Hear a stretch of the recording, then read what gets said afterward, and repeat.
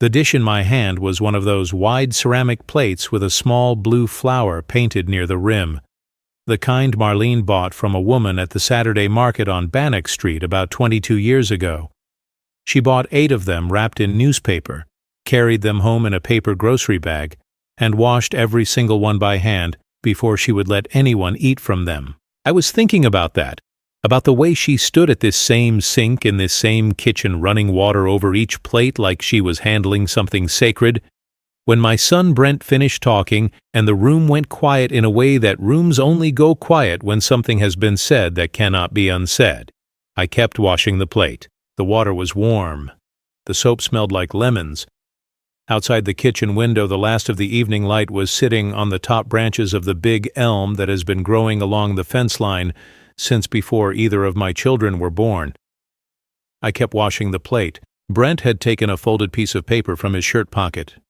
He had smoothed it on the table with the flat of his hand, the way a man smooths a map before a long drive.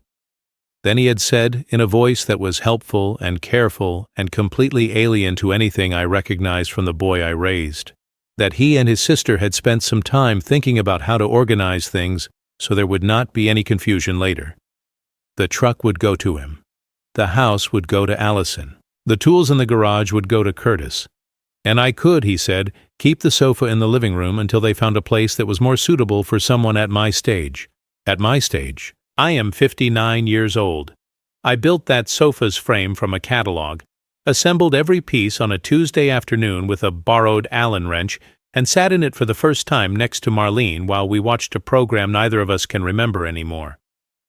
I am 59 years old, and my son used the phrase at my stage the way you use it about a piece of furniture that has served its purpose and needs somewhere quieter to finish out its time. Allison was holding her glass of iced tea. She smiled at me with the particular smile that means she knows something is wrong, but has decided that the moment has already passed, the point where she can stop it. Her husband, Curtis, was looking at the centerpiece on the table, the small clay dish Marlene made in a community class in 2009, with a focus that suggested he found it genuinely fascinating. I turned off the tap. I dried each plate with a checkered cloth that hangs on the hook beside the stove.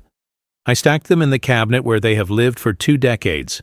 I folded the cloth exactly as Marlene folded it, which is to say in thirds rather than in half, because she believed things lasted longer when handled with a small amount of extra care. Then I walked down the hall to the small room at the end of the corridor that I used as an office, sat down in the chair beside the desk, looked at the telephone on the corner of the desk for what felt like a very long time, and picked it up.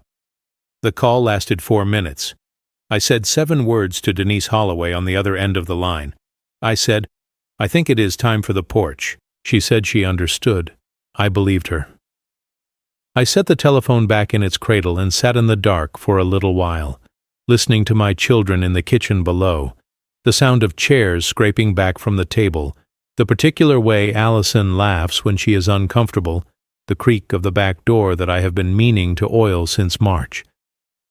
I was not angry. That is the thing that I want you to understand before I go any further with this, because I know what it sounds like from the outside, and I know how easy it is to assume that a man in that situation must have been burning with rage, must have been planning some kind of swift and satisfying retaliation, must have been sitting in the dark with his jaw set and his fists clenched thinking about how he was going to show them all. I was not angry. I was tired in a specific way that has no simple name. I was tired the way a person gets tired when they have been patient for a very long time out of love, and then realize, quietly and without drama, that the patience has not been received as love at all. It has been received as permission.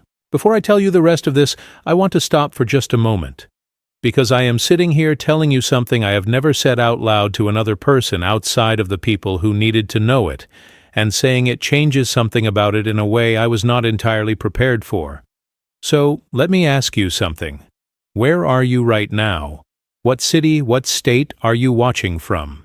Drop it in the comments, because I genuinely want to know who is out there with me on a night like this. And what time is it where you are? If it is late, if it is the kind of night where you ended up here without quite knowing why, I understand that feeling better than you might think. Leave a like if any of this is landing somewhere real for you. Subscribe because there is something new here every single day. Now let me get back to this, because the plate in my hand was just the beginning. My name is Russell McKenna. I am 59 years old. I live at 1268 North 18th Street in Boise, Idaho, in a house that I have lived in for 31 years, in a neighborhood called the North End, where the streets are lined with older trees and the houses are close enough together that you can hear your neighbor's lawnmower on a Saturday morning and know from the sound which direction he is starting from. I worked for 26 years as a maintenance supervisor for the city of Boise, overseeing the upkeep of public buildings, which is to say I was the man who knew which boiler would fail before it failed, which roof needed attention before the water found its own way through, which door had been hanging wrong long enough that the frame was starting to give. I am a man who understands structures. I understand how things are held together and what happens when the small failures are ignored long enough that they become large ones. Marlene died 5 years ago on a Thursday in November. She had been sick for a year before that, the kind of sick that moves slowly and then very fast, and during that year we had certain conversations that we might not have had otherwise. We talked about the house, we talked about the children, we talked about the things she wanted done and the things she worried about and the particular way she worried about me specifically, which was not the worry of someone who thought I was weak, but the worry of someone who knew exactly how long I could carry a thing before I set it down. She had a specific worry about the children, not about whether they would be all right.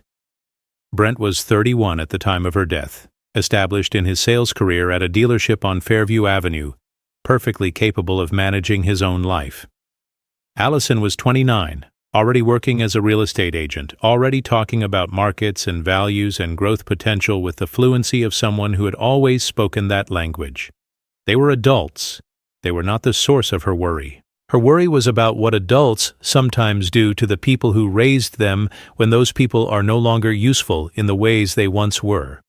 Her worry was specific and practical and rooted in things she had observed in other families over the years. She had watched a neighbor's father moved out of his home by his children while he was still perfectly capable of deciding where he wanted to live. She had watched another woman's husband divided up among his offspring like an estate at auction before the man had drawn his last breath. Marlene was not a dramatic woman. She did not catastrophize.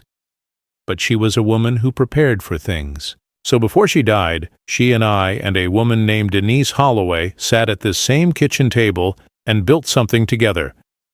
Denise was a planning consultant we had worked with years before on some basic financial arrangements, a careful and precise woman in her early 50s who had the particular quality of someone who listens to everything before she speaks.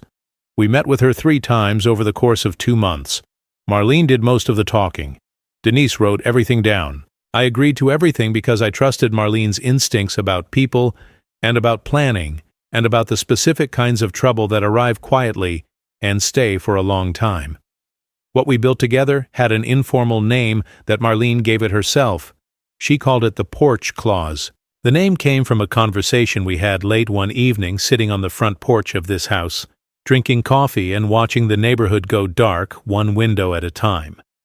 Marlene said that a porch was the part of a house that faced outward, that it was the place where you received people on your own terms, that you could invite someone to sit with you on your porch, or you could stand up from your chair and go inside, and the choice was entirely yours, and that was what made a porch different from any other part of the house. The porch clause, she said, was the part of the plan that faced outward. It was the part that would speak on her behalf when she was no longer there to speak for herself. I did not fully understand what she meant until the night I picked up the phone and said those 7 words. The years between Marlene's death and that Friday dinner table were not years of growing suspicion. I want to be careful about this because I do not want to tell you a story about a man who saw everything coming and did nothing, because that is not what happened. What happened was slower and less dramatic, and in some ways more painful than that. What happened was that I loved my children, and I gave them the benefit of every doubt I had available, and I confused my silence for patience when it was actually something closer to avoidance. I should say something about Henry Lawson here because Henry is part of this story in a way that matters. Henry is 68 years old and has lived in the house directly across the street from mine for more than 20 years. He is a retired mechanical engineer who spends his mornings reading on his own porch and his afternoons in his garage where he builds things from wood for reasons that are entirely personal and have never required an audience. He and Marlene liked each other very much. After she died, Henry began coming over on Sunday afternoons and sitting with me in the kitchen, not to talk about anything in particular, but because he understood that a man alone in a house that was built for two people needs occasionally to have another body in the room. Henry did not speak much about Marlene directly. He spoke about his own wife, who had died 7 years before mine, with the particular careful affection of someone who has learned to hold loss at a certain angle, so the light does not catch it every time. He taught me without meaning to teach me that survival is mostly a matter of maintaining your habits. He came on Sundays. I made coffee. We drank it. He went home. The house felt slightly more possible after that. Brent visited maybe once a month. Allison came slightly more often because she had business in the North End neighborhood and sometimes stopped in when she was already nearby. Curtis came with Allison and was unfailingly polite in the distant way of a man who is present out of obligation rather than desire. None of this was extraordinary. None of it was alarming. Families drift. Adults have their own lives. I understood this. But there were small things. There are always small things. The first time Brent walked around my truck with the particular attention of someone assessing rather than admiring, I noticed it and said nothing. That was about 2 years ago in the driveway on a Saturday morning. He ran his hand along the side panel, crouched to look at the tires, checked the mileage through the windshield glass. He said the truck was in great shape, that I kept things well. I thanked him. The first time Allison took photographs of the front of the house, she told me she was building a neighborhood reference file for a new client, and the architectural style of older North End homes was relevant. This was about 14 months ago. She stood on the sidewalk and took 4 photographs with her phone, 2 from the street and 2 from the corner of the yard. I watched from the porch. She said the lavender was looking good this year. The first time Curtis measured the garage, he said he was trying to get a sense of whether a particular workshop setup would fit. Purely hypothetical, just curious. He used a small tape measure he kept folded in his back pocket. I offered him a cup of coffee. He declined politely and finished his measuring and wrote the numbers in his phone. Each of these things, taken alone, was nothing. Together they were a sentence. I read the sentence, but I told myself I was misreading it. I told myself that adults are curious about the things that will eventually become theirs, that this is natural and does not mean anything impatient or unkind, that I was projecting a grief and a loneliness onto ordinary behavior and doing my children a disservice. I told myself this with enough conviction that I almost believed it. Then came the Friday dinner. I had made pot roast because it was the meal Marlene made most often on Fridays, and I have spent 5 years attempting to recreate it with varying degrees of success. I had set the table with her blue plates. I had lit the 2 candles she kept in the center of the table for occasions that deserved a small formality. Brent arrived with a bottle of wine he did not open. Allison brought a salad she had clearly purchased rather than made. Curtis shook my hand at the door. We ate. We talked about ordinary things for perhaps 40 minutes. The food was good. The room was warm. For a portion of that meal, I felt something close to the particular contentment of a man who believes his life is still intact. Then Brent put his hand in his shirt pocket, and the evening changed. The folded paper. The flat of his hand smoothing it against the table. The voice that was helpful and careful and completely alien. At my stage, I am going to tell you what the porch clause actually was, what Marlene built with Denise Holloway in those 3 careful meetings, what it meant for the truck and the house, and the tools and the sofa, and my son and my daughter, and the man across the street who trims his grass on Saturday mornings without being asked. But first I want to tell you about the sofa, because the sofa is the thing that contains everything else, and if you do not understand the sofa, you will not fully understand the rest. Marlene found the sofa at a consignment shop on Vista Avenue in the spring of the year we turned 50. She called me from the shop on her cell phone and described it with the careful vocabulary of someone who wants to be accurate, rather than persuasive.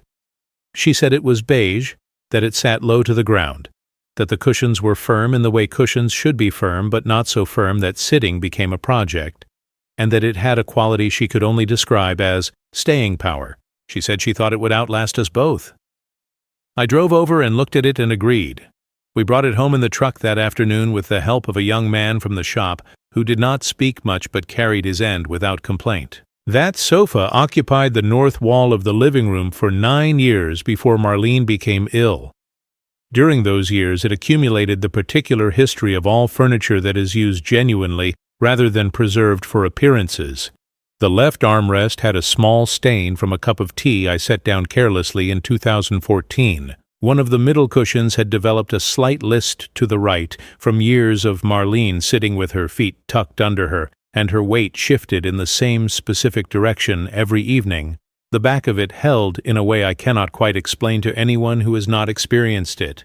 Something of the quality of the air in the room during the years when she was alive and the house was whole. After she died, the sofa was where I spent the nights when I could not sleep in the bedroom. This was not dramatic. It was simply practical. The bedroom had the kind of quiet that did not feel like peace. The living room had the television I could leave on without sound for company. And the sofa had the particular warmth of something that had been inhabited for long enough to hold a shape.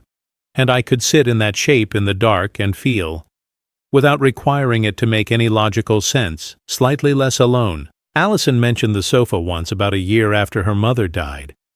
She said it was showing its age, that the beige had yellowed slightly, that the cushion with the list had probably developed some structural issue in the frame. She suggested that something newer and more ergonomically appropriate might be better for my back. She said this with genuine kindness, I believe. She was not wrong about the cushion. I thanked her and said I was comfortable with things as they were. Brent mentioned it the night of the dinner. He mentioned it last, after the truck and the house and the tools, as if it were an afterthought, as if he was being generous by letting me keep the one thing no one else had any use for. He said I could keep the sofa until they found a place that was more suitable for someone at my stage. He did not know what was in the sofa, not inside the frame, not hidden in the cushions. I mean, what was in it, in the way that certain objects accumulate meaning over time until the meaning is inseparable from the object itself. He did not know what Marlene had placed in Denise Holloway's care that specifically referenced the sofa, that named it by description in a legal document, that assigned it a role in a sequence of events that would only begin if a specific thing was said. Marlene was precise about language. She was a woman who measured fabric for a living, which requires precision, and she brought that precision to every area of her life that mattered to her. When she sat with Denise and drafted the instructions for what she called the porch clause, she was specific about the sofa because she was specific about everything. She said that the sofa was the only item in the house that she wanted named separately from the general inventory, and she said why. She said, "If anyone tells Russell he can keep the sofa, I want them to sit on it and listen." Let me now tell you properly who Russell McKenna was before the Friday that changed things, because I think you deserve to understand the man before you understand what the man decided to do. I was born in Twin Falls, Idaho, in 1965. My father worked at a manufacturing plant, and my mother kept house and raised 4 children with the particular efficiency of a woman who could not afford inefficiency. We were not poor in the way that announces itself, but we were not comfortable in the way that allows for carelessness. Everything we had was used with care because everything had been acquired with effort. I came to Boise when I was 23, following a job offer from a facilities management company that was expanding its contracts with the city. I was hired to do the work I was good at, which was understanding buildings, and I was good at it because I had been helping maintain my parents' house since I was 11 years old, and I had developed an instinct for the small signs of structural compromise that most people overlook until the compromise becomes a crisis. I met Marlene at a church social in the spring of the following year. She was from Nampa, 22 years old, recently finished with a program in textile design, working at a fabric shop on Capitol Boulevard while she built the plan that would eventually become her own small business. She was quiet in a gathering, but not shy. There is a difference. A shy person is uncomfortable with silence. Marlene was entirely comfortable with silence. She was simply selective about when she chose to fill it. We were married in the fall of the same year we met. We bought the house on North 18th Street 3 years after that, when we had saved enough for a down payment that did not frighten us. The house needed work. It needed the kind of work that a man who understands structures is capable of providing over time, which is to say, it was not a crisis, but it was an opportunity, and we treated it that way. Brent was born in the first year of the house. Allison came 22 months later. We raised them in rooms that smelled like sawdust and fresh paint through most of their childhood, because we were always in the middle of some improvement, some correction, some act of maintenance that kept the structure sound and the family within it comfortable. I want you to understand something about what it means to maintain a structure for 30 years. It does not mean the structure never fails. It means you understand failure early enough to address it before it becomes irreversible. A roof that is attended to when the first shingles show wear does not become a ceiling collapse. A door that is adjusted when the frame first shows a shift does not become a door that cannot close. This is not optimism. This is discipline applied at the correct moment. I've been asking myself, since the Friday dinner, at what point the maintenance of my relationship with my children required an adjustment I was too patient to make. I have been asking when the small signs became large enough that a man paying proper attention should have acted rather than waited. I do not think this question has a clean answer. I think the honest answer is that I saw the signs and I chose patience because I loved them and because I believed, with a sincerity I do not regret even now, that adults can return to decency if given enough time and enough room. The error was not in believing that. The error was in confusing room with permission. Now I need to stop here for just a moment, because there is something I want to say to whoever is watching this right now, who has felt that specific kind of confusion. The confusion between giving someone you love the benefit of the doubt and allowing them to move into territory that cost you something real. If that is where you are tonight, or if you have been there, drop your city or your state in the comments. Let me know you are out there. And leave a like if this story is landing somewhere true for you. Subscribe for daily stories. Every single day there is something new here. And I am not finished yet, not by a long way. Let me tell you about the months before the dinner, because the dinner did not arrive without announcement.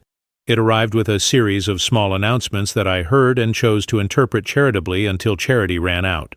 14 months before the Friday, Allison sat at this table and said carefully, and with the tone of someone delivering practical information, that the real estate market in the North End was performing exceptionally well, and that a house of this size and age, properly staged and priced, could return a figure that would fund a very comfortable transition to something smaller and easier to maintain.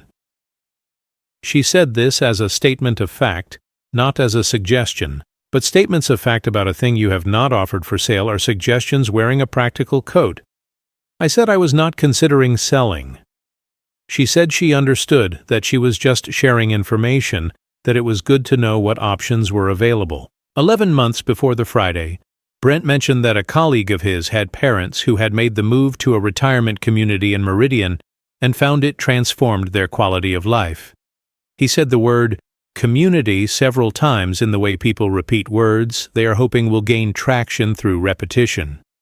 He said the services were excellent, the social opportunities were considerable, and the maintenance responsibilities were entirely handled by the facility's staff. He looked around my kitchen while he said this, at the cracked tile I had been meaning to replace above the stove, at the window latch that sticks in the winter. I said I was not interested in moving. He said he understood, that he was only sharing what his colleague had found. 8 months before the Friday, Curtis spent an afternoon in the garage under the stated premise of helping me organize some storage that had gotten beyond manageable. He was helpful. He lifted things and stacked things and found a logical system for the seasonal items that actually made the space more functional. He also, in the course of the afternoon, asked questions about specific tools with the particularity of someone making a mental inventory rather than making conversation. He asked about the router table I built from scratch in 2007. He asked about the band saw I bought from a retiring woodworker in Garden City. He asked whether certain items had sentimental value or were primarily functional. I said most of the tools were both. He said, of course, that made complete sense. 6 months before the Friday, Allison brought a woman to the house who she introduced as a colleague doing a neighborhood survey for a development firm considering investment in the North End corridor. The woman walked through the main floor of the house with Allison, making notes on a tablet. She complimented the original hardwood floors. She asked about the square footage of the main bedroom. She noted the lavender garden with what seemed like professional admiration. I offered both of them coffee. They declined politely. They were in the house for perhaps 20 minutes. I have no way to confirm what the visit actually was. 3 months before the Friday, Brent called me on a Tuesday evening and said he wanted to talk about the future, by which he meant he wanted to talk about my future, by which he meant he wanted to talk about what would happen to what I had when I was no longer in a position to be inconvenient about it. He did not use those words. He used words like planning and clarity, and avoiding complications later. He said that families who had these conversations early were always grateful they had them. He asked whether I had thought about putting things in writing. I said some things were already in writing. He said that was good, that he was glad to hear it, that he and Allison would be happy to help with whatever decisions needed to be made. I said I appreciated that. I said it knowing that Denise Holloway had a file in her office cabinet that contained documents notarized and witnessed and structured with a precision that would have surprised him considerably if he had known of their existence. I said it knowing that Marlene had made those documents with the same care she applied to measuring fabric, to selecting plates, to folding cloths in thirds rather than halves, because things last longer when handled with a small amount of extra care. I said it, and then I set the telephone down and went to sit on the sofa and thought about her for a while. You need to understand what Denise Holloway was to us before I tell you what she was doing on my porch on Saturday morning. Denise was not a lawyer, though she worked closely with several. She was a planning consultant who specialized in what she called life architecture, which is her phrase for the business of making sure that the structures people build during their lives continue to serve the people who built them rather than the people who inherit them prematurely. She was 51 years old, methodical, and possessed of the particular quality of someone who takes seriously the responsibility of knowing things about other people's lives. We had first worked with her 15 years earlier on some basic planning documents, the ordinary business of making sure that two people who have built something together have thought through what happens to it. When Marlene was diagnosed, we called Denise again. She came to the house 3 times. She sat at the table with us and listened to everything Marlene wanted to say, and then she asked the questions that shaped what we said into something with legal weight and practical function. The porch clause was the name Marlene gave to a specific set of provisions within the broader planning documents. The provisions addressed one specific concern. What would happen if Russell was treated as an afterthought in his own life before he had consented to become one? The house on North 18th Street would remain Russell's for as long as Russell chose to live in it. This was not contingent on any timeline or any assessment of his condition or any agreement from his children. It was simply his. If and when Russell chose to leave, the house would not pass to either child. It would be placed in the care of a nonprofit housing organization that Marlene had researched and selected, with the specific purpose of providing transitional housing for adults over 25 who were rebuilding financial stability without family support. She had chosen this purpose deliberately. She had chosen it because it was the opposite of what she feared. People with resources failing to share them with people who had none. The truck would go to a community transportation program serving elderly residents who had lost the ability to drive independently but not the desire to move through the world on their own terms. Marlene had read about this program in a city newsletter 2 years before she died and had written its name on a notepad that she kept in the kitchen drawer. Denise had confirmed the program was still operating and had established the transfer mechanism. The tools in the garage would be donated to an adult technical training program operating out of a facility on Federal Way that provided hands-on instruction to adults over 25 who were developing vocational skills for the first time or rebuilding after career disruption. Marlene had been firm about this. She said my tools were instruments of building things, and they should continue to be used for building rather than sitting in someone else's garage waiting for a project that never arrived. These 3 destinations for these 3 assets were the core of the porch clause, but the sofa was listed separately, and what was listed with the sofa was not a destination, but an instruction. The instruction was this: in the event that any person explicitly offered Russell the sofa as his portion of the household assets, while suggesting that the other assets should be distributed among other family members, Denise was to arrange a meeting at the house. At that meeting, the person who had made the offer was to be invited to sit on the sofa. Then Denise was to play a recording from a small digital device that she kept in her office. The recording was Marlene's voice. She had recorded it on a Thursday afternoon in October, 2 weeks before she died, sitting in the kitchen of this house with a glass of water on the table beside her and Denise's recorder on the tablecloth in front of her. She recorded it in one sitting. She did not re-record it. She said what she had to say, and then she put the glass of water to her lips and sat quietly for a moment. And then she said she thought that was enough. I did not hear the recording until Saturday morning. I had been told it existed. I had been told its general purpose. I had not asked to hear it before the moment it was intended for, because Marlene had told me not to, and because I trusted her judgment about timing the way I trusted her judgment about almost everything. Let me tell you about the Saturday morning now, because before I get there I want you to understand what the Friday night looked like from inside this house after my children left. They left within 20 minutes of my going upstairs to the office. I heard the front door, then the truck, then Allison's car. The house went quiet in the way it goes quiet when people who were present are suddenly not. I sat in the office for perhaps an hour. Then I came downstairs and sat on the sofa. I did not sit on it for comfort exactly, though comfort is always part of what the sofa provides. I sat on it because sitting on it was a way of being close to Marlene without requiring anything dramatic from myself. I sat on it the way I imagine a person sits in a church when they are not sure if they believe, but they want to be in the presence of the possibility. I sat there until the light through the curtains changed from night to the very early gray of a morning arriving slowly. Then I went upstairs, slept for 3 hours, showered, put on a clean flannel shirt, came downstairs and made coffee, and called Henry Lawson. Henry answered on the second ring, which is unusual for a man who keeps early hours and is typically already in his garage by 7 in the morning. I told him what had happened at the dinner. I told him what I had done with the telephone call afterward. I told him what Saturday morning was going to look like, and I asked him if he would be willing to be present in the way that a neighbor is present, not intervening, not performing, just available across the street in the way that he always was. He said he would be there. He said he would bring his pruning shears and attend to the front grass, which had been growing longer than either of us preferred. I called Denise at 8 in the morning. She said she had already prepared the file and the envelope and the device with the recording.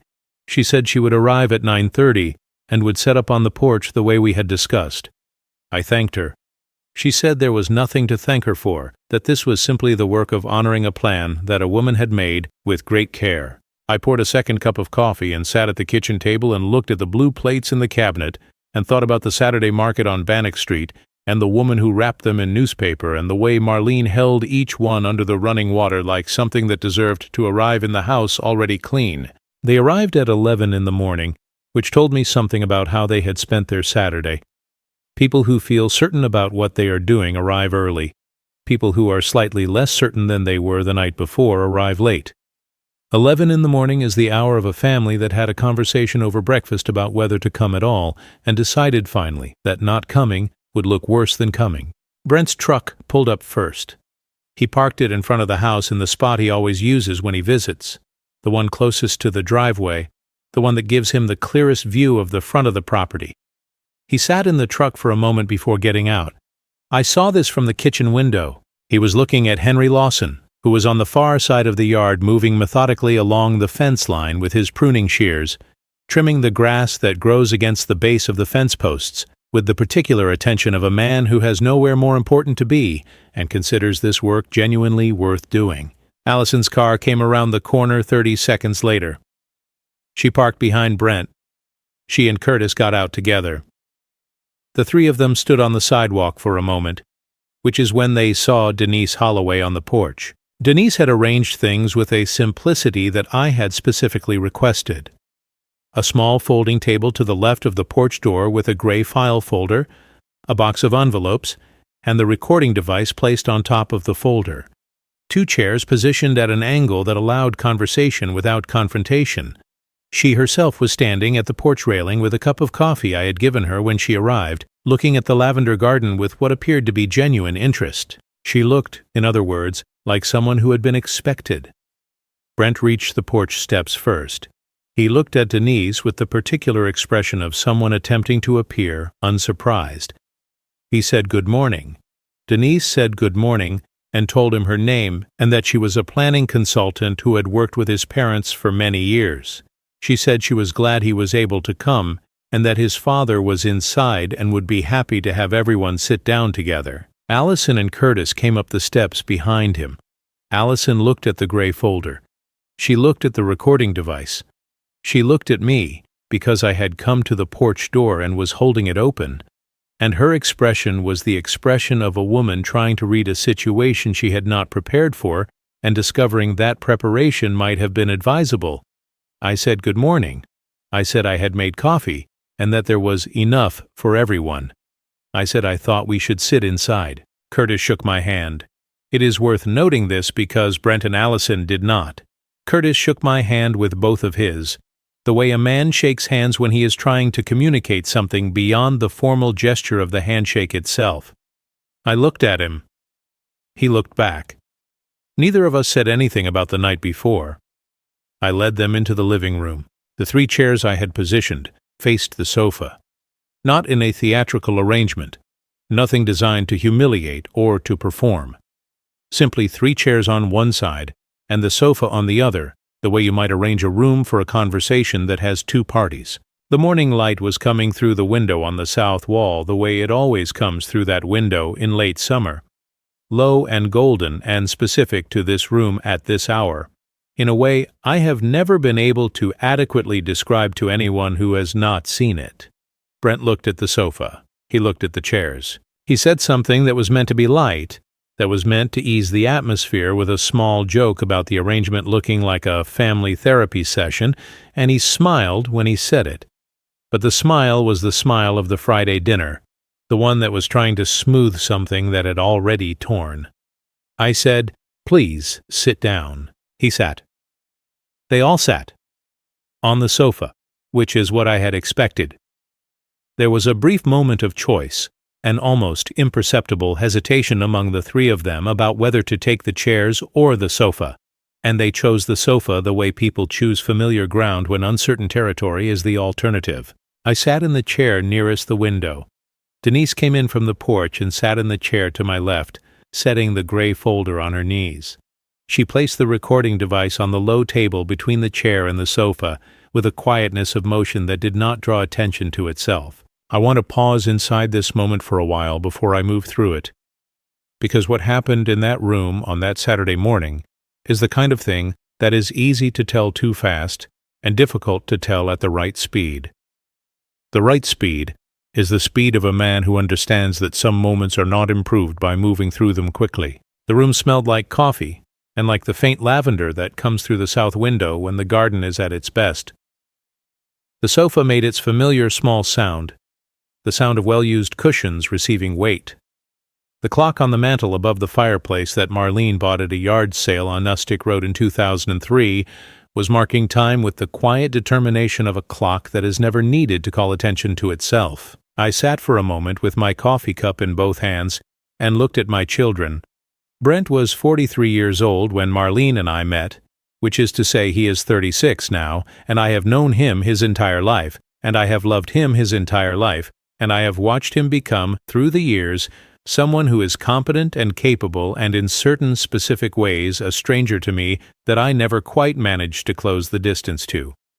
I do not say this with bitterness. I say it with the particular honesty that a man can only arrive at after sitting alone on a sofa for an entire night, thinking about the space between what he hoped for and what is. Allison was looking at her hands in her lap.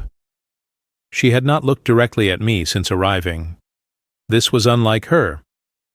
Allison is a woman who maintains eye contact with the deliberate confidence of someone in a profession that requires it, and the absence of that contact on this particular morning told me something about what the previous night had cost her in its aftermath. Curtis was looking at the recording device on the table. He looked at it with the expression of a man who is not sure what it is but suspects it is important. I said, "Last night, you made some decisions about my life." No one spoke. I said, "I want you to know that I heard everything you said. I heard it clearly, and I want to tell you now that before last night, before any of the conversations we have had over the past year about selling and moving and staging and futures, before any of that, your mother and I made some decisions of our own." I looked at Denise. She opened the gray folder. Now I need to stop for just a moment here because what Denise read from that folder changed the morning in a way that I want to make sure you are fully present for. Before I get to it, let me ask you where you are. What city? What state? Drop it in the comments right now. And if you have ever sat in a room where something was about to be said that everyone in the room could feel coming, leave a like. Tell me in the comments what that felt like. Subscribe if you want to know how this morning ended, because I am going to take you through every moment of it. There is a new story on this channel every single day, and I want you to be here for them. Now let me tell you what Denise read. She did not read it dramatically. She read it the way a person reads something that was written to be clear rather than to be impressive, which is to say she read it at a measured pace with a small pause after each section to allow the meaning to settle before she moved to the next. She identified herself, identified her professional relationship with Russell and Marlene McKenna, identified the date the documents had been executed, and the names of the two witnesses who had been present. Then she read the provisions. The house first. I watched Allison's face while Denise read the section about the house. I did not watch it to measure her reaction with any satisfaction. I watched it because she is my daughter and I wanted to know what understanding this cost her, because I knew it would cost her something and I was not indifferent to that cost. Her face did not fall dramatically. What happened was subtler than that. It was as if something she had been carrying without knowing she was carrying it was quietly set down, and the setting down was neither a relief nor a grief, but something that occupied the space between them. The truck. Brent sat forward slightly when Denise reached the section about the truck. He sat forward the way a man sits forward when he is preparing to argue a point, and then discovers that the argument he was preparing for is not the argument being made. The truck was not going to his children or to a family member who might trade it away or use it for something it was not intended for. The truck was going to a program that would carry elderly residents to medical appointments and grocery stores and community events. People who had the desire and the need to move through the world, but no longer had the physical ability to move it on their own. He sat forward and then he sat back and he looked at the table between us. The tools. Curtis's head came up when Denise reached the section about the tools. He looked at the folder in her hands and then at me, and his face was the face of a man doing a rapid internal accounting and arriving at a figure he had not expected. The tools were not being stored somewhere. They were not being kept in a garage waiting for a project.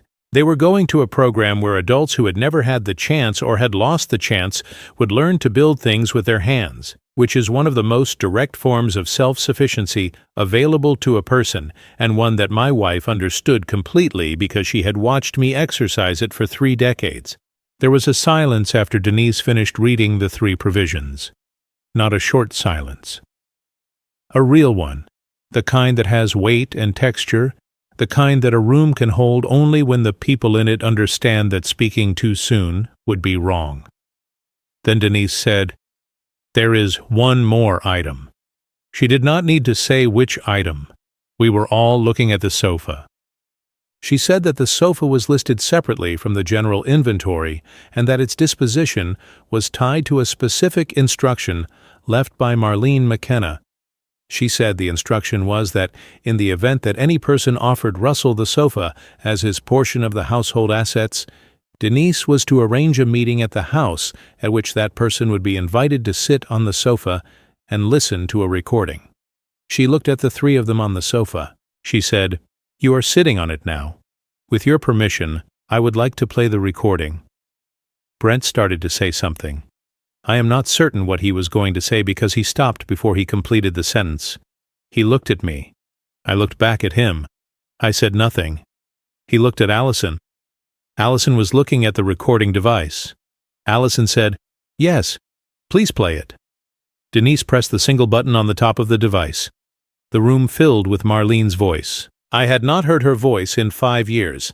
I want to say that plainly before I try to describe what it was like to hear it, because without that context, the description will not carry its proper weight. 5 years of silence from a voice that had been present in this house for 31 years, that had called my name from the kitchen when dinner was ready, that had told me her worry in the dark, that had said my name in the particular way that only she said it, which was with the inflection of someone who knew every version of the man the name belonged to.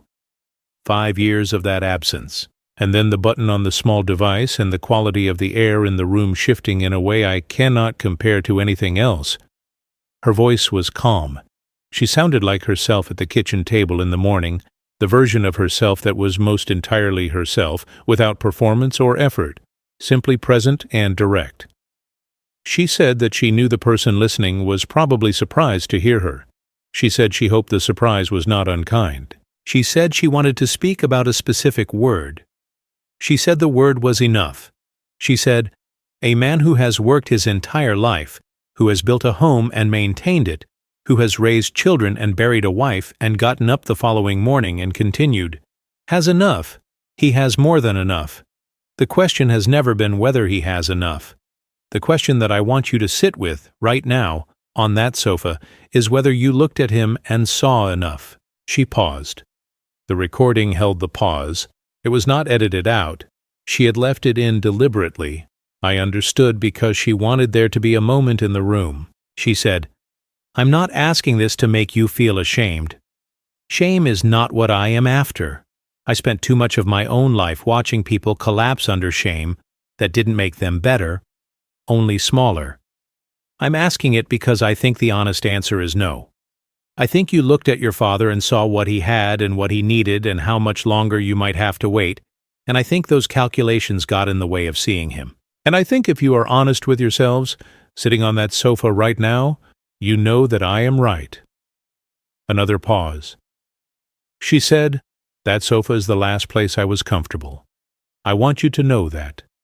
Not in a way that is meant to make you sad or guilty, but in a way that is meant to make it real. That sofa is where I put my feet up after a long day, and where your father sat beside me, and where we watched programs we cannot remember now, and where we were simply two people who had built a life together and were resting in it. I want you to feel that when you sit in it. I want it to be real to you." Then she said, "Take care of him. Not his house, not his truck, not his tools. Him. The man. The one who taught you by example what it means to stay. Take care of him because he will not ask you to, and because he deserves to be cared for by people who see him as a person and not a problem to be organized. And if you find that you cannot do that, I want you to know that I prepared for that possibility too, and that everything I prepared was done with love for all of you, including the people who made it necessary." A pause. Then, so quietly it was almost not there. "Good morning." The recording ended. The room was absolutely still for a very long time. I looked at Brent. He was looking at his own hands in his lap, at the knuckles and the fingers, with the focused attention of someone trying very hard to maintain a composure that is actively resisting maintenance. His jaw was set. His shoulders were the particular stiff shape of a man who is doing the internal work of not collapsing in front of people he has spent his whole life performing competence for. I had never loved him more than in that moment. That is the truth, and I want to say it plainly because it is the part of this story that gets lost when people tell it to themselves at a distance. The moment your child is broken open by something real is not a satisfying moment.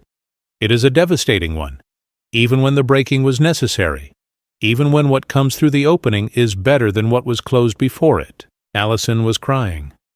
Not the crying of someone performing emotion for an audience. The small, specific, almost silent crying of a person who has arrived somewhere they did not know they were traveling toward and found it to be true. Tears moving down her face without her making a sound, her hands still in her lap. Her eyes somewhere in the middle distance that is not a place in the room, but a place in the interior. Curtis said, in a voice that was very quiet, "I should have stopped it," he said, "at the dinner. I knew it was wrong. I watched it happen, and I did not say anything, and I should have." He looked at me when he said this, and I looked back, and I said, "Yes." I said it simply, not as condemnation, as agreement.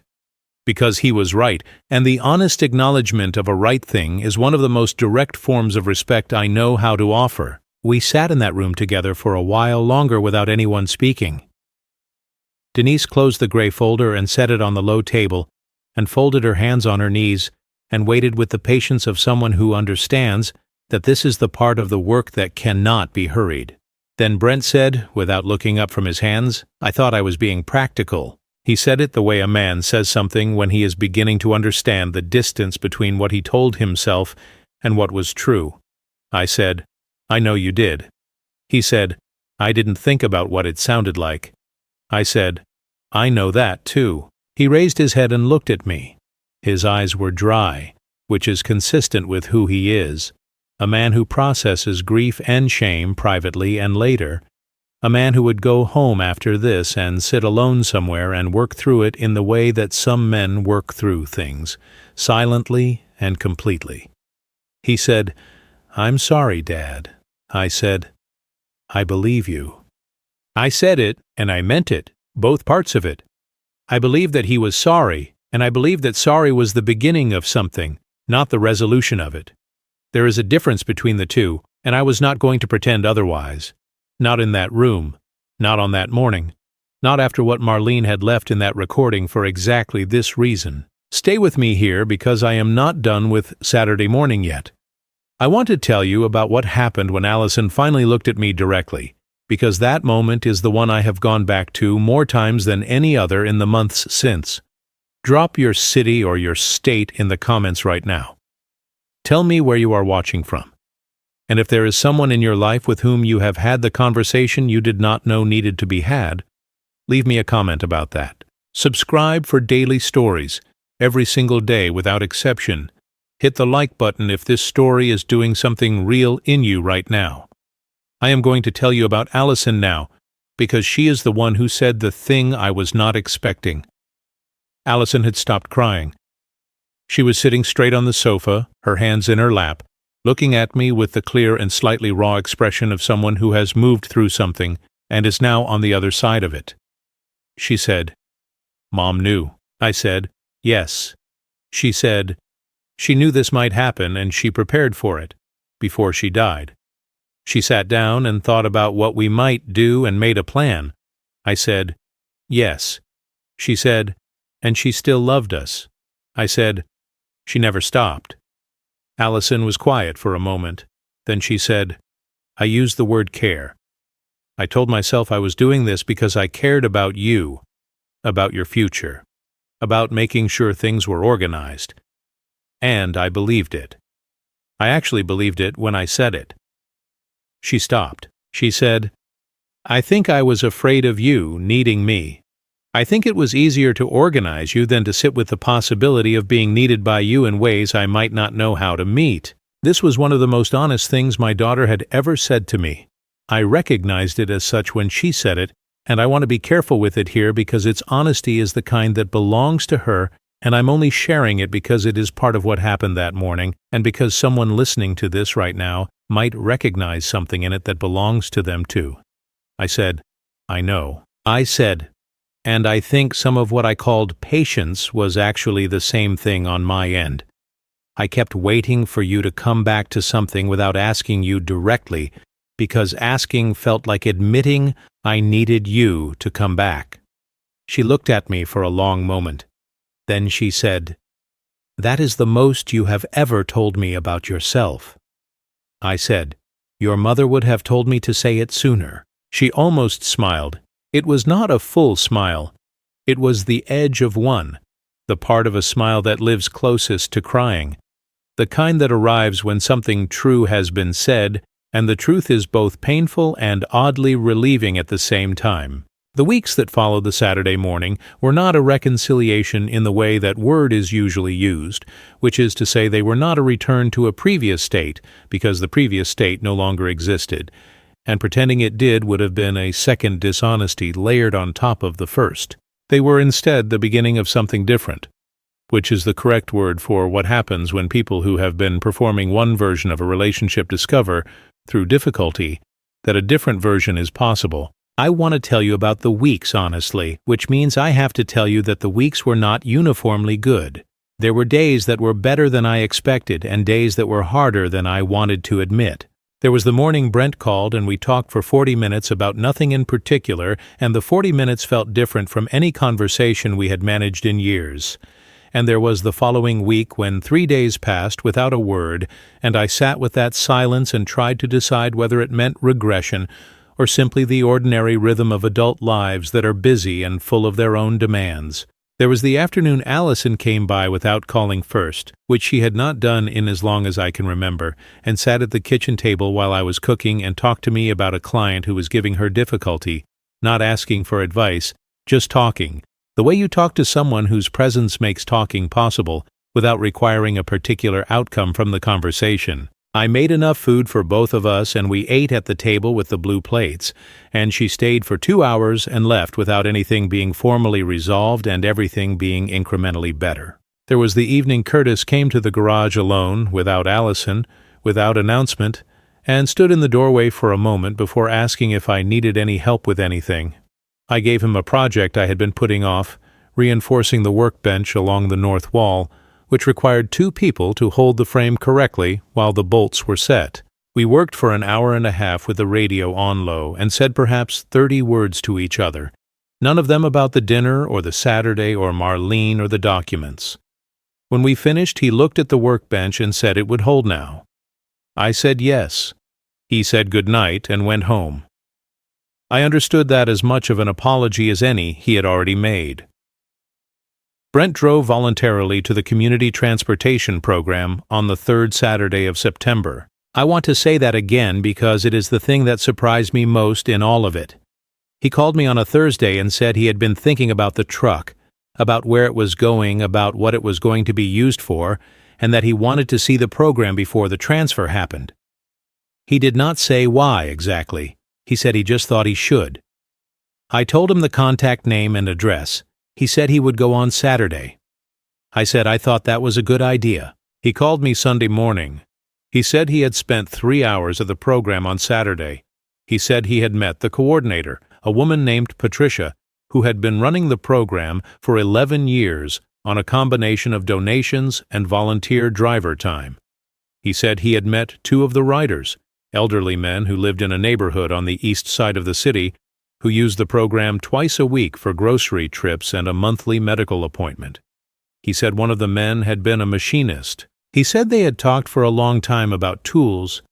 Then he said, "I'm going to volunteer. Once a month. They need drivers." I held the phone and did not say anything for a moment. He said, "I know that doesn't fix anything." I said, "It doesn't have to fix anything. It just has to be true." He said it was. I believed him. Now I need to stop here because I am getting close to something I want to make sure you are still with me for. So let me ask one more time. Where are you? What city? What state?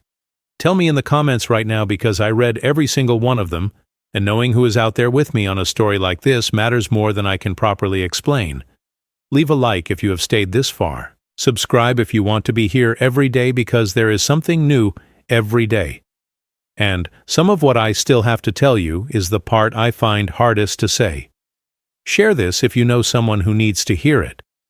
And let me keep going. I want to tell you about the recording. Now, not the event of hearing it on Saturday morning, but the experience of living with it afterward. Marlene's voice is on a digital file in Denise Holloway's office. That is where it lives formally, for the purpose of the documents. But the morning after the Saturday, I called Denise and asked if she could send me a copy. She said she had anticipated I might want one and had already prepared it. She sent it to my email address, and I opened it on the old laptop I keep on the desk in the office at the end of the corridor, and I listened to it 3 times before I closed the laptop and sat in the chair for a while. I do not listen to it often. I do not use it the way I initially feared I might, which was as a way of returning to something rather than moving through it. I use it the way I use the photographs on the mantel, or the way I use the lavender garden she planted, which is to say I use it as a reminder that she was here and real and particular and irreplaceable, which is different from grief, or at least it is different from the early grief, which was mostly about absence. This is something older and more settled that I can only call the sustained presence of someone who loved you completely, and whose loving you completely continues to be a fact about your life, even after they are no longer in it physically. I want to say something about what I learned from Marlene in the building of the porch clause. Not what I learned in the weeks after the Saturday. What I learned in the 3 meetings at this table with her and Denise. In the evenings we sat on the porch afterward talking about what we had decided, in the particular way she approached the problem of protecting me from what she feared might happen. She did not approach it with anger. This is the thing I have returned to most consistently. She was not angry at Brent or at Allison when she built those protections. She was not building a weapon against her own children. She was building with the same care she brought to fabric and to plates and to the folding of cloths, a structure that would hold something important in place until the people who needed to understand it were ready to understand it. She believed they would eventually be ready. She left room in the plan for that readiness. The porch clause did not disinherit them, did not punish them financially, did not strip them of anything they had actually built. It redirected assets toward purposes that Marlene had chosen because she believed those purposes were worthy, and it created a moment in which her children would have to sit on a sofa and listen to their mother's voice and be asked directly whether they had seen their father. She believed that moment would change something. She was right. I have thought about whether I would have had the steadiness to build such a plan on my own. I think the honest answer is that I would have wanted to, but I would have done it wrong. I would have been too concerned with fairness in the legal sense and not concerned enough with truth in the human sense. I would have tried to make the consequences feel proportionate, and in doing so, I would have made them feel punitive, which would have allowed everyone to focus on the punishment rather than the question at its center. Marlene understood something I did not understand clearly enough at the time, that the question was not about money or property. The question was about whether a person can be seen by the people who love them as a person and not a circumstance. That is the question she left on that sofa. I want to tell you about the lavender garden because I think it belongs in this telling, and I have not given it its proper place yet. Marlene planted the lavender in the summer of 2011 along the south fence that runs between the property and the sidewalk.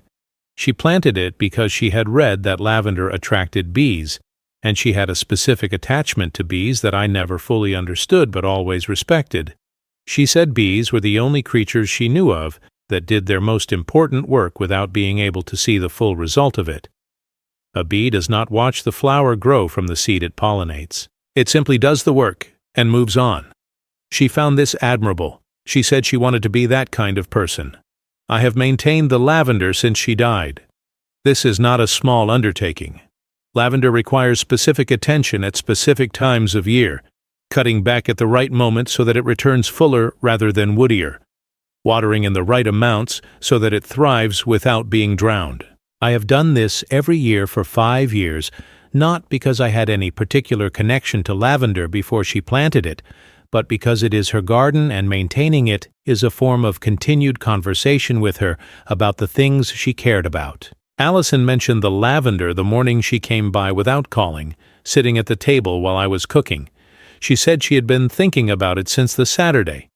She said she realized she had photographed the front of the house 4 months earlier without ever looking properly at the lavender, which was at that point in its peak summer fullness, and would have been the most striking thing about the property to anyone with eyes to see it.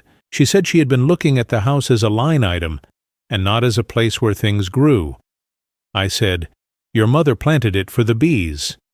She said, "I know." She told me once. She was quiet for a moment. She said, "I think I forgot to listen to things she told me the way she meant them to be listened to." I said, "Most of us do. That is one of the harder things about losing someone.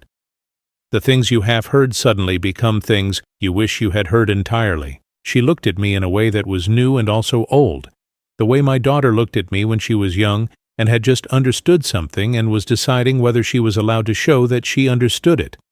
She said, "How do you know how to say things like that?" I said, "I had a very good teacher for 31 years. She looked at her coffee cup. After a while she said, "I want to help with the housing program, the transitional residence, not because of the documents, because I think it is something I should do."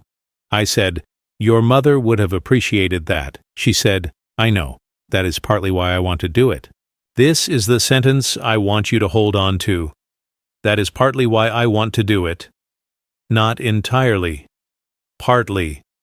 She was being honest about her motivation in a way that recognized both the genuine desire and the complicated relationship between that desire and the mother who had arranged for it. That complexity is not a weakness. It is the correct response to a situation that is genuinely complex.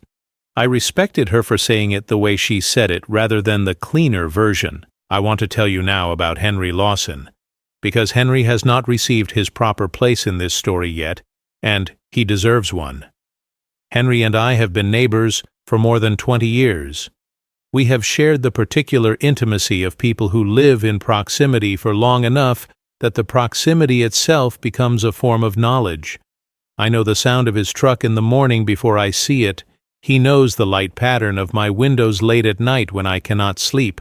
We have been to each other's homes for dinner perhaps 4 times in 20 years, which is exactly the right frequency for people who understand that the value of a neighbor is not measured in visits. When his wife died 7 years before Marlene, Henry went through something that I watched from across the street with the compassion of someone who could not yet imagine what it felt like, and therefore had to imagine it from the outside. He was diminished for a while. Not broken. Diminished in the way that things are diminished when something essential is removed. The way a room is diminished by the absence of the particular light that came through a specific window at a specific time. He continued his routines. He mowed his grass. He worked in his garage. He came to Sunday coffee when I started inviting him. But there was a quality of inhabiting his own life that took a long time to return. When it returned in the specific form of the man he has become, quieter, more precise about what he chooses to spend his time on. In possession of the particular clarity that arrives when a person has survived something real and discovered that the survival changes what matters. After the Saturday, Henry came across the street on Sunday afternoon as he had been doing for years. He sat at the kitchen table with his coffee. I told him what had happened. In detail. In the order it happened. He listened without interrupting, which is one of the things I value most about Henry. That he understands the difference between being present in a conversation and being impatient in one. When I finished, he was quiet for a moment. Then he said, "Marlene was a remarkable woman." I said, "Yes." He said, "I mean specifically this. She was remarkable because she understood something that most people do not understand until it is too late. That preparation is an act of love. That thinking ahead for the people you love is not a cold calculation. It is the most warm thing a person can do for someone whose future they care about." I said, "She called it the porch clause, because she thought a porch was the part of the house that faced outward." He said, "That is right. That is exactly right." We drank our coffee and looked out the kitchen window at the lavender and the elm and the street beyond. and I felt the particular satisfaction of being understood by a person who does not need you to explain yourself in order to understand you.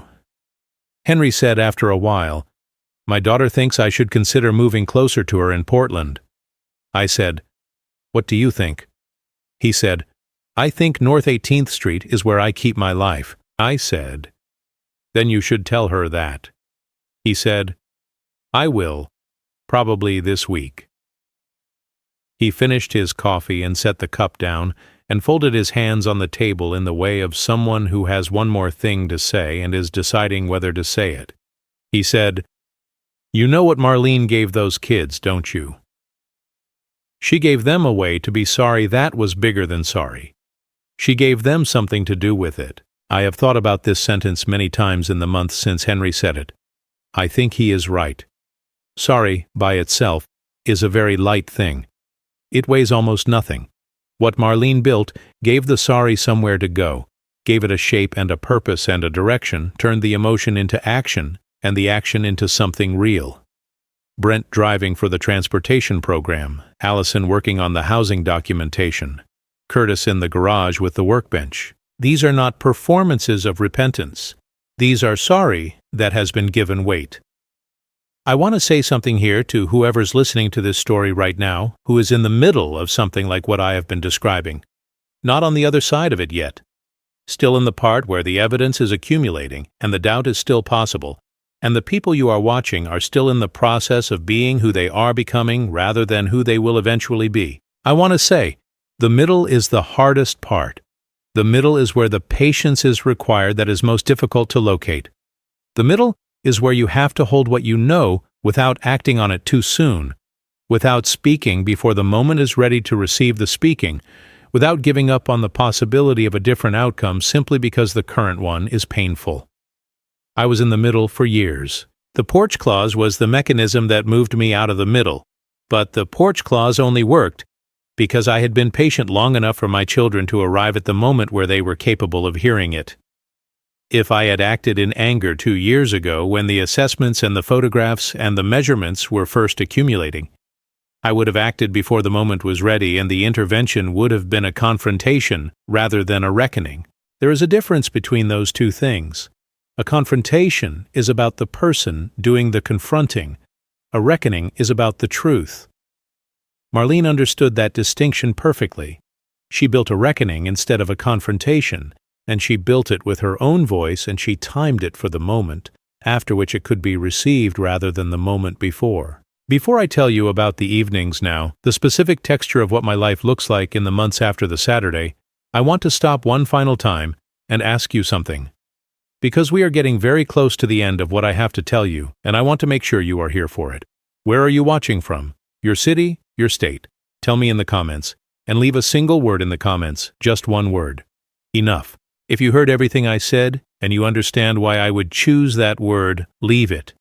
That is the only confirmation I need that you were truly here with me tonight. Subscribe for daily stories because this channel is here every single day, and what I have left to say is the part that took me the longest to learn how to say. Stay with me. There is a particular quality to the evenings in September in Boise that I have never been able to adequately describe to anyone who has not lived here long enough to feel it. The light does not simply go. It negotiates its departure over the course of 2 hours, moving from the sharp clarity of late afternoon through a warmth that turns the elm leaves along the fence line into something almost copper, and then finally into the soft gray of early dark that settles on the neighborhood the way a familiar hand settles on a shoulder. It is an evening that rewards stillness. It is an evening that has always made the porch the correct place to be. I was on the porch on the first Saturday evening of October, 4 weeks after the Saturday morning that I have been telling you about, with a cup of coffee going cold in my hands and the sounds of North 18th Street organizing themselves around me the way they always do at that hour. A car passing slowly. The sprinklers 2 houses down cycling through their evening program. Henry's garage light going on across the street, that particular yellow rectangle of light that has been a feature of my evening view for more than 2 decades. The lavender had passed its peak summer fullness and was moving into the quieter phase of the season, still fragrant when the air moved through it, but settling, the way things settle when they have done their most active work and are resting now in the knowledge of it. I was thinking about Marlene. This is not unusual. I think about Marlene in the way that a person who has lived most of their life in a particular house thinks about the house when they are standing outside it.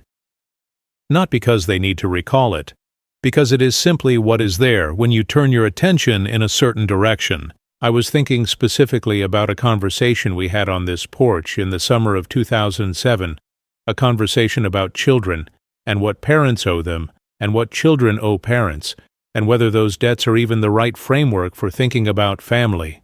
We had been watching the Watkins boy from down the street moving boxes from his parents' house into a truck, the particular choreography of a young man leaving for the first time, and Marlene had said something I wrote down afterward because I wanted to keep it exactly as she said it. She said, "The best thing a parent can do for a child is make the world feel survivable, not safe, not without difficulty, survivable. If a child grows up knowing that the world can be moved through even when it is hard, that is enough. That is everything, actually." I wrote it down in the small notebook I kept on the desk in the office. I still have the notebook. The page where I wrote it has a coffee ring on the corner from the cup I was drinking that morning. I have looked at it many times in the 5 years since she died, and each time it has done the thing that good sentences do, which is to mean slightly more than it meant the last time. I was thinking about that sentence on the October porch when Brent's truck came around the corner. He had not called ahead. This was the second time in a month that one of my children had arrived without advance notice, which in the aggregate history of our relationship is a statistically remarkable development. He parked at the curb and sat for a moment the way he had sat on the Saturday morning, and I watched him through the porch railing the way I had watched him then, and I felt the same thing I had felt then, which was not suspicion, but attention, the specific attention of a parent who has learned to read the quality of a pause. He got out of the truck and came up the porch steps and sat in the other chair without being invited, which is the most natural thing a person can do, and therefore the thing that meant the most in this context, because natural had not been the dominant quality of our interactions for some time. He looked at the street for a while. He said, "I drove for the program today." I said, "How was it?" He said, "Good, hard in some ways." One of the men I drove, he is 81 years old and he lives alone in a house he has been in for 40 years, and his wife died 2 years ago. He talked the whole drive. Just talked. About her, about the house, about his garden. I think he does not have a lot of people who sit still long enough to listen to him. He stopped. He said, "I kept thinking about you." I said, "About me." He said, "About what it has been like for you, in this house, these 5 years. He was looking at the street when he said this, not at me, which is the way Brent says the most important things, sideways, without the direct eye contact that would make the saying feel too exposed. I have known this about him since he was a young man, and I have always understood it as a form of honesty that requires its own kind of courage. I said, "It has not always been easy." He said, "I know. I think I knew, and I chose not to think about it too carefully because thinking about it carefully would have required me to do something about it." I said, "That is a very honest thing to say." He said, "Mom would have said it was the minimum." I almost laughed. I did not quite, but the almost of it was real, and he heard it, and the corner of his mouth moved in a way that was its own acknowledgement of the same.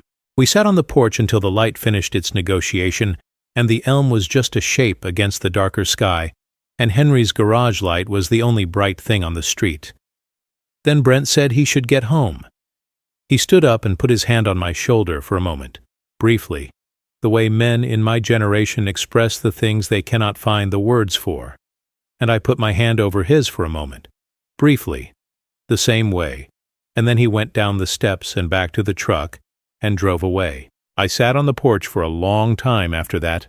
I want to tell you now about what the months have built, not in the summary language of a resolution, but in the specific language of things that actually happened, because I believe that specifics are the only honest currency a person has when they are telling a true story. Allison filed the initial paperwork with the nonprofit housing organization in October. She did it voluntarily, on her own time, without billing anyone for the hours.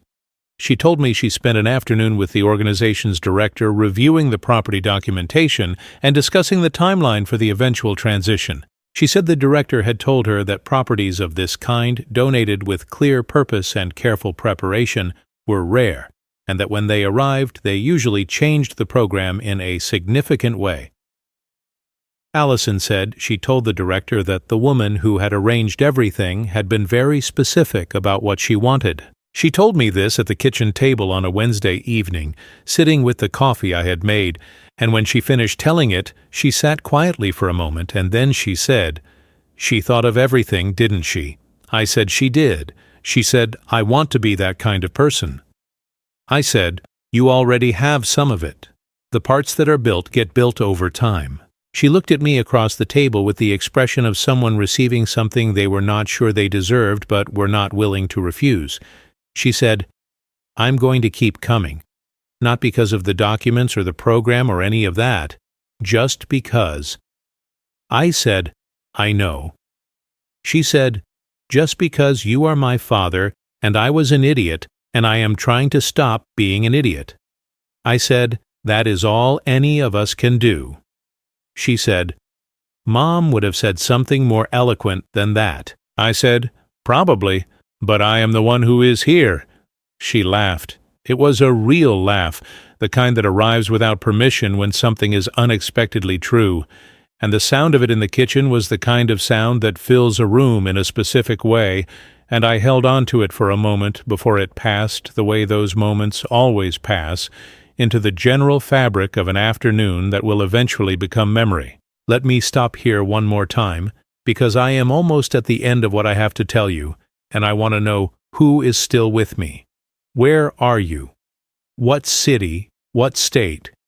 Leave it in the comments right now, because I have been telling this story for a long time tonight, and knowing that someone is out there receiving it matters in a way I cannot fully explain, but which is completely real. Leave a like if this story has done something to you tonight. Share it with someone who has a father, or who is a father, or who has been treated like a line item in someone else's accounting of the future. Subscribe because there is something new here every single day, and some of what I have not yet told you is the part of this story that I have been working up to from the beginning. Stay with me for this last piece. The sofa is still in the living room. I want you to understand this as a fact before I explain what it means. The sofa is still on the north wall of the living room, in the position it has occupied since the afternoon Marlene and I brought it home in the truck with the help of the young man who did not speak much but carried his end without complaint. The cushion with the slight list is still there. The stain from the carelessly placed teacup is still there. The left armrest still has the particular texture of something that has been sat beside for years by people who use furniture the way it is meant to be used. It will not be sold. It will not be moved to a storage facility. It will not be replaced with something newer and more ergonomically appropriate for someone at my stage. It will stay in that room for as long as I am in this house, and after that the instructions Marlene left with Denise are clear about it. The sofa goes with the house, becomes part of the living room that residents of the transitional housing program will be sat upon by adults who are rebuilding their lives in a city that does not always make rebuilding easy. Will hold their weight and their uncertainty and their particular exhaustion the way it has held mine and Marlene's, and the combined weight of everything we built and lost and kept and protected in 31 years in this house on North 18th Street. I like thinking about that. I like thinking about people I will never meet sitting on the cushion with a slight list and not knowing whose cushion it was, or what it carried, or what was said in the room around it on a Saturday morning in September. I like thinking about them being held by something they do not know the history of, the way we are all held by things whose histories we do not know. The houses and the streets and the city structures maintained by people whose names we never learned. The invisible architecture of care that keeps the world habitable for the people moving through it. This is what Marlene understood. This is what the lavender was about, and what the bees were about, and what the porch clause was about. The understanding that the most important work is often the work whose results you do not get to see. That building something correctly is an act of faith in a future you will not inhabit. that a parent who prepares the world carefully for their children is doing something that goes beyond the individual transaction of giving and receiving and into the larger territory of what it means to be a person who was here and who took that seriously. I have been asked in the months since the Saturday by a small number of people who know about what happened, whether I am angry at my children for what they did at that Friday dinner, whether there is a part of me that holds it against them, that sits in the resentment of having been treated by my own son and daughter as an item to be organized, rather than a person to be loved. I want to answer this honestly because I think the honest answer is more useful than the comfortable one. There is a part of me that carries the memory of that dinner with a specific kind of pain that I do not think will entirely resolve. I do not believe that forgiveness in its complete form means the wound disappears. I think it means the wound no longer organizes your behavior. I think it means you can sit on the porch with your son and feel the genuine warmth of his presence without the memory of what he said becoming the lens through which you see him. I think it means you can eat at the kitchen table with your daughter and hear her laugh and not hear it through the filter of the Friday evening. The memory is there. It does not run the house. What I feel most consistently, when I think about my children now, is something that I can only describe as vigilant tenderness. It is the tenderness of a man who loves the people he raised, and who also knows now, without the comfortable ambiguity of before, that love requires maintenance the way structures do, that it requires checking on the small failures before they become large ones, that it requires the particular courage of asking directly for what you need rather than waiting in patient silence for the people you love to intuit it. I am working on that last part. I am 59 years old, and I am working on asking for things I need from the people I love. This is not a skill I have historically possessed in abundance. It is a skill Marlene possessed completely, and which she apparently tried to teach me by example for 3 decades with results that were partial. I think she would find this stage of my education frustrating, and also, knowing her, quietly amusing. I talk to her still. Not in the way a person talks to the air out of grief, though I did that too in the early years, and I do not think there is anything wrong with it. I talk to her in the way I talk to Henry, which is to say, I tell her things as they happen, and I listen for the response that sometimes arrives, not as a voice, but as the particular quality of knowing what to do that a person develops when they have been in genuine conversation with someone for long enough that the conversation continues even in the other person's absence. She would be pleased about Brent driving for the transportation program. She would not perform pleasure about it. She would simply note it as the correct thing and move on to the next thing that needed attention. She was constitutionally incapable of lingering too long on a thing going right because she was always scanning for the next thing that needed tending. I loved this about her, and I found it exhausting, and both of those things remain true in her absence. She would be interested in Allison's work with a housing organization. She would ask specific questions about the residents, about their situations, about what they needed, and what the program could actually provide versus what it aspired to provide. She had a fine ear for the difference between good intentions and effective action, and she applied it without cruelty, but also without softening. She would not say she was proud of them. She would say they were doing the right thing now and ask what they intended to do next. I want to tell you something about this house that I have not yet said. I have told you about the lavender and the sofa, and the kitchen, and the porch, and the small office at the end of the corridor.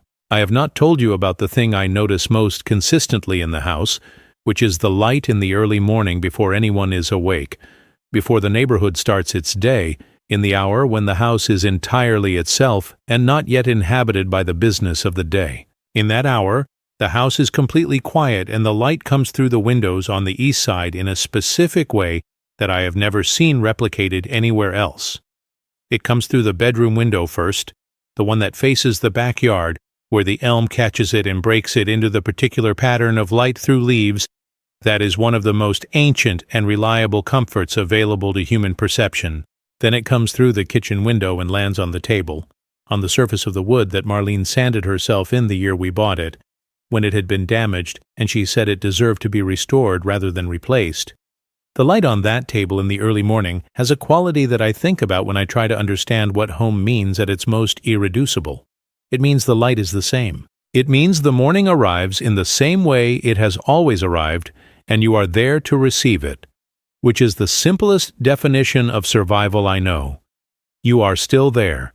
The morning still comes. The light still finds its way through the window and lands on the table, and the table is still the table, and the house is still the house, and the lavender is still in the garden even in October, and Henry's light will come on across the street, and the elm will go on doing what it does.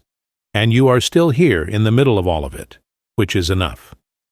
More than enough. I have spent a great deal of this story talking about what was done to me and what was built to protect me, and what happened in a room on a Saturday morning.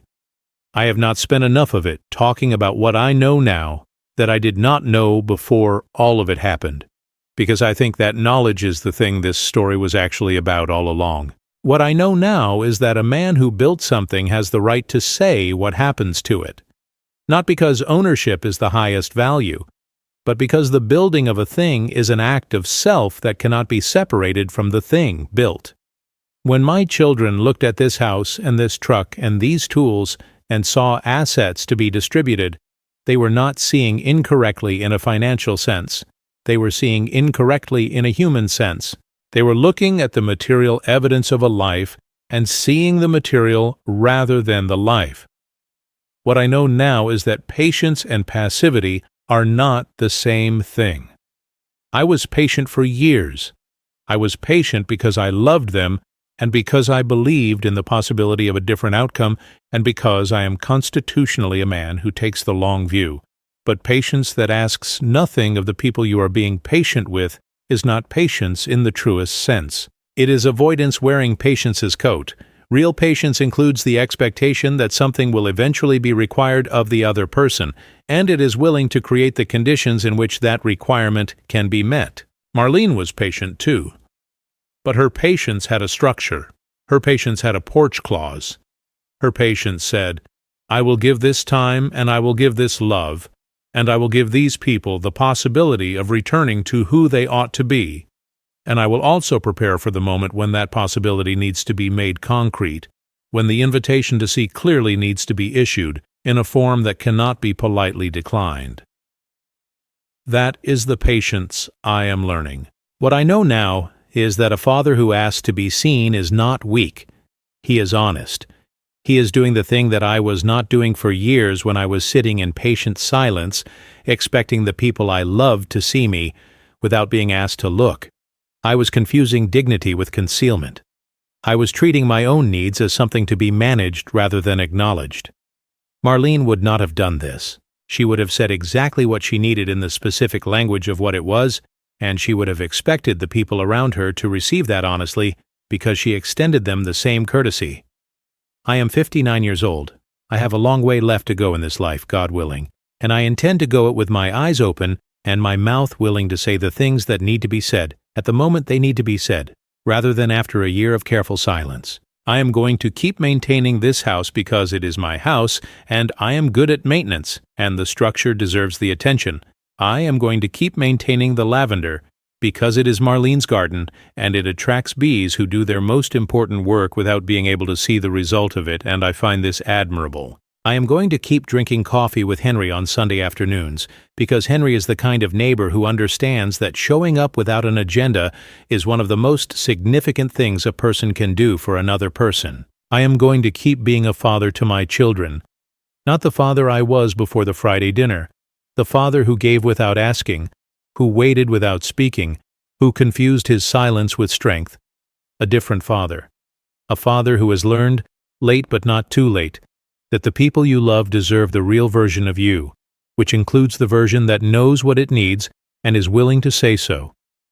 That is what Marlene left me on that sofa, not just the protection of the house and the truck and the tools, not just the legal structure that prevented the Friday dinner from becoming the permanent reality. She left me in that recording, in those 7 words that will outlast every document Denise Holloway has in her file, the permission to be seen.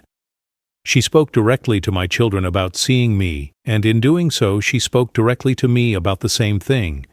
She said, "You are enough.